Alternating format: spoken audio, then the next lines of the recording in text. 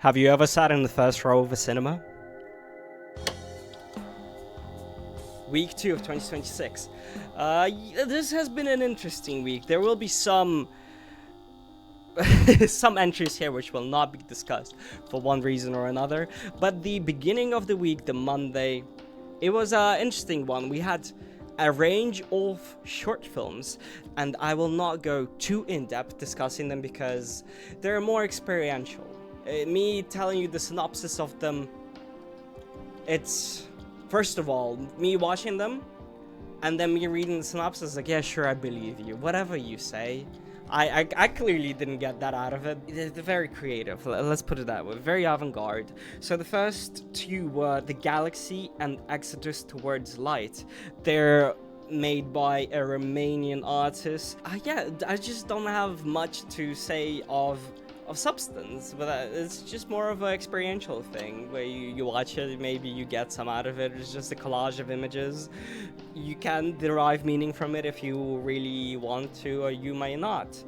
And I actually did a few other short films that day. It was not like particularly planned, where I just tried to inflate my Letterboxd numbers so early into the year. Then next up is a collection of films of Toshio Matsumoto, who... So we've got Atman, Mona Lisa, and Phantom. Out of 3 of those, I only remember Atman, and it's just 12 minutes of someone in a mask sitting in the center, and the camera will like spin around. But there were like snapshots. It's a neat effect, but it's not really emotionally evocative or resonant.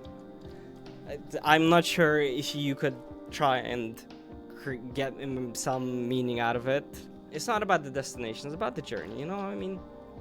So on Thursday, I set off for something a little simpler, which was The Adventures of Sherlock Holmes and Dr. Watson, The Hound of the Baskervilles. So yeah, this is another Soviet film. So this is from the 1981.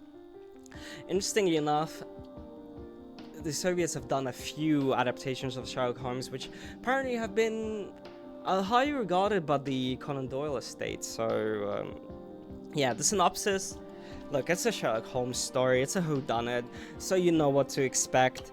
But the peculiarities of this case, there are some supernatural elements involved, which there's explanations for everything at the end of the day. But yeah, I'm not gonna go into too much detail here, as you generally would know what to expect of that.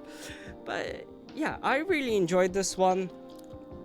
Specifically how much time it dedicates to the characters without feeling like it is making it immediately obvious how it relates back to the case. So in that sense, it feels more organic, to where it's like this boots on the ground account of how Dr. Watson specifically goes into that area. I think it's like probably somewhere like in the Midlands, in the UK. I don't specifically remember where it takes place, but there was like some swamps around there, which I assume is very Midlandsy from what I recall.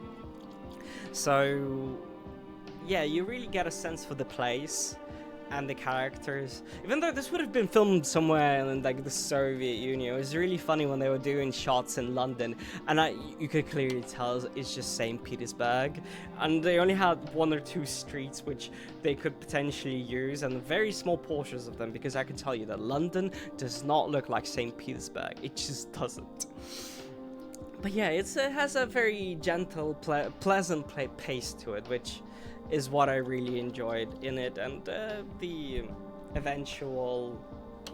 moment of denouement where everything is uncovered, yeah, it doesn't wow you. It doesn't try to be very bombastic and over the top with any reveals. It's not one of the it's more Hitchcockian in that sense, but a little bit less dark, let's put it that way.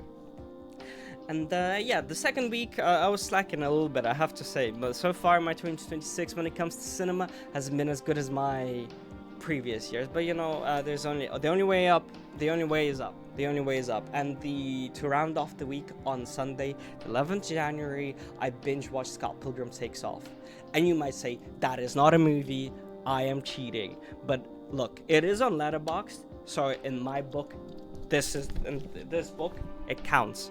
It counts, and it is essentially just like a very long film. If it's a self-contained story at the end of the day, so it's around 4 hours long, is from what I recall. And yeah, it's in terms of the synopsis, I will not go into too much detail because I think it really relies on you knowing the premise of Scott Pilgrim vs. the World, the Edgar Wright film, or even just the comic books themselves.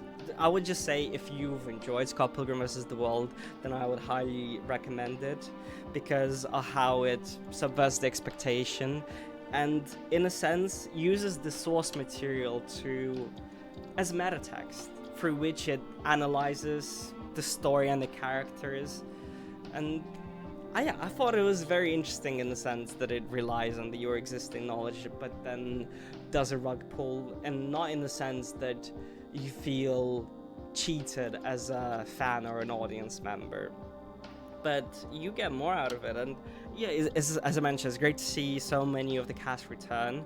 Considering that some of them are Marvel fans now, I imagine it wouldn't have been too easy to get them booked and the price tags, although not like the Marvel name matters that much in this day and age compared to Endgame time. So yeah, but very, very enjoyable if you are a Scott Pilgrim fan. If not, I would recommend people try out Scott Pilgrim. At least I enjoyed it.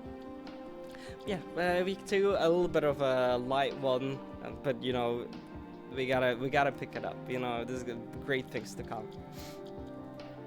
See you next one.